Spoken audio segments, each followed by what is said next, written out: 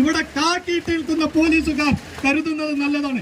ഈ കരിപ്പൂർ പോലീസിനെ കേന്ദ്രീകരിച്ചു കൊണ്ടുണ്ടാകുന്ന വിവാദങ്ങൾ ഇത് ആദ്യത്തതല്ല, തുടർച്ചയായ വിവാദങ്ങളാണ്. നമുക്കറിയാം PV അൻവർ സ്വർണ്ണക്കള്ളക്കടത്തുമായ ഒരു വിവാദം ഉണ്ടാക്കിയപ്പോ അതിന്റെ ഏറ്റവും വലിയ കേന്ദ്രബിന്ദു എന്ന് പറയുന്നത് കരിപ്പൂർ പോലീസായിരുന്നു. സ്വർണം കടത്താൻ സഹായിക്കുന്നവർ, സ്വർണം കടത്തിയവരിൽ നിന്ന് വിഹിതം പറ്റാൻ സഹായിക്കുന്നവർ, സ്വർണം കൊണ്ടുവരുന്ന ആളുകളെ ചേസ് ചെയ്ത് പിടിച്ച് ആ സ്വർണം സ്വന്തം വീട്ടിലേക്ക് കൊണ്ടുപോകുന്ന തരം താഴ്ന്ന പോലീസായി കരിപ്പൂരിലെ പോലീസ് മാറിയിരുന്നു.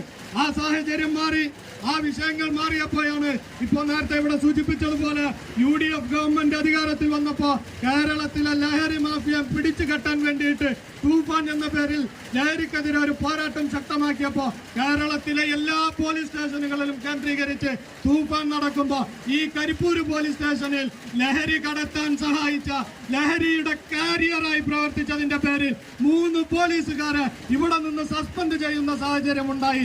ഇതിന് ആരാണ് മറുപടി പറയേണ്ടത്? നിങ്ങൾ ആലോചിച്ചു നോക്കൂ.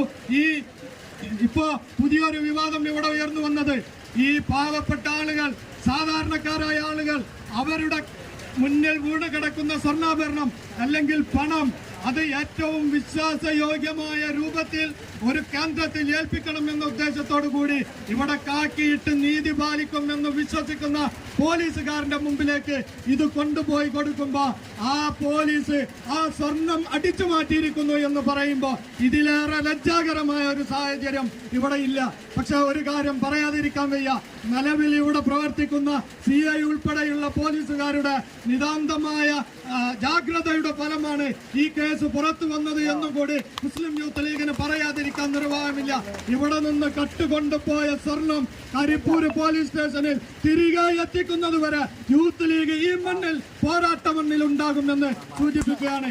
ഈ സ്വർണം തിരിച്ചെത്തിയാൽ മാത്രം പോരാ, സാധാരണക്കാരന്റെ ജീവന്, അവരുടെ സ്വത്തിന്, അവരുടെ സ്വസ്ഥപൂർണമായ ജീവിതത്തിന് സംരക്ഷണം ഒരുക്കേണ്ട പോലീസ് ആ സംരക്ഷണം ഒരുക്കാതെ ഇവിടെ മോഷണം നടത്തിയിട്ടുണ്ടെങ്കിൽ ആ മോഷണം നടത്തിയ പോലീസുകാരന്റെ മേലിലിട്ടിരിക്കുന്ന കാക്കി അയപ്പിച്ചിട്ടല്ലാതെ മുസ്ലിം യൂത്ത് ലീഗിന് വിശ്രമമില്ല എന്ന് കൂടി ഞങ്ങൾ സൂചിപ്പിക്കുകയാണ്.